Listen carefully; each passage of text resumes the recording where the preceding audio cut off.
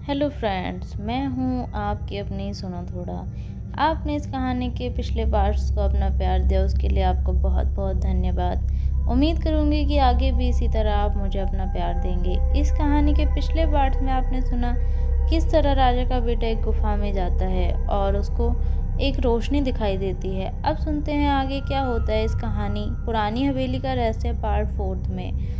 और अगर आप लोगों ने इस कहानी के पिछले पार्ट नहीं सुने हैं तो आप डिस्क्रिप्शन में दिए गए लिंक पर क्लिक करें और देखें पुरानी हवेली का रहस्य पार्ट 1, 2 एंड 3। अब सुनते हैं आगे क्या करता है राजा का बेटा और क्या होता है उसके साथ। वहाँ एक दरवाजे में कुछ काला कपड़ा बंधा था और वह उसे खोलने की कोशिश करता है और दरवाज़ा खोलने के बाद उसको वहाँ पर अनोखी चीज़ें दिखाई देती हैं जो उसने अब तक कभी नहीं देखी थी। लेकिन वह वहाँ की हर एक चीज़ को अपने हाथों से स्पर्श करके देखना चाहता है कि कैसा महसूस होता है। वह काफ़ी सारा सोना देखकर भूल जाता है कि वह यहाँ पर क्यों आया था और ये बात राजा को पता चल जाती है कि उसका बेटा उस गुफा में गया है जहाँ उसने उस डायन की आत्मा को कैद करके रखा है। राजा का बेटा सारी चीज़ों को देखकर इतना खो जाता है कि वह अपने आप को कमरे में ही बंद कर लेता है और सोचता है कि मैं ये सोना ले लूँगा और वह अनोखी अनोखी चीज़ों को हाथ लगाने लगता है। और उसके पीछे एक गुप्त दरवाज़ा होता है जहाँ उस औरत को जलाया गया था। जब वह कमरे के पास जाता है तो उसको कुछ अजीब सा महसूस होता है और उसको कुछ आवाज़ें सुनाई देती हैं, लेकिन उसे कुछ समझ नहीं आता है।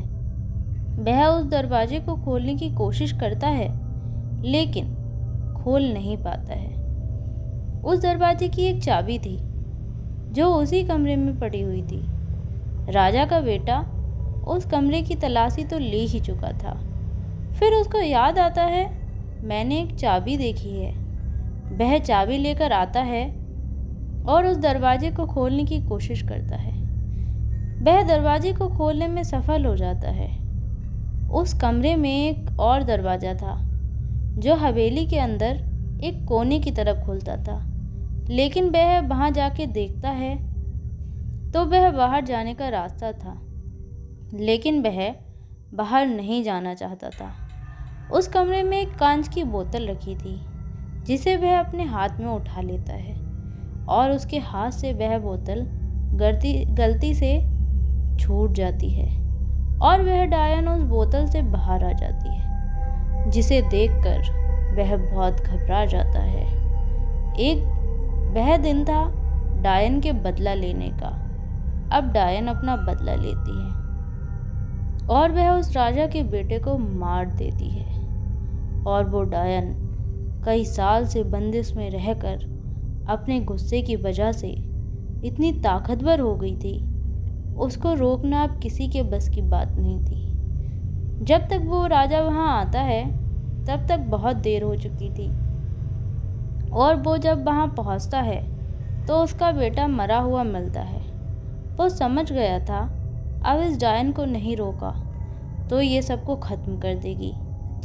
जैसे ही वो किताब को हासिल करने जाता है तो डायन उस पर हमला कर देती है, लेकिन वो वहाँ से किसी तरह बच के निकल जाता है, लेकिन उसे वह किताब नहीं मिलती है।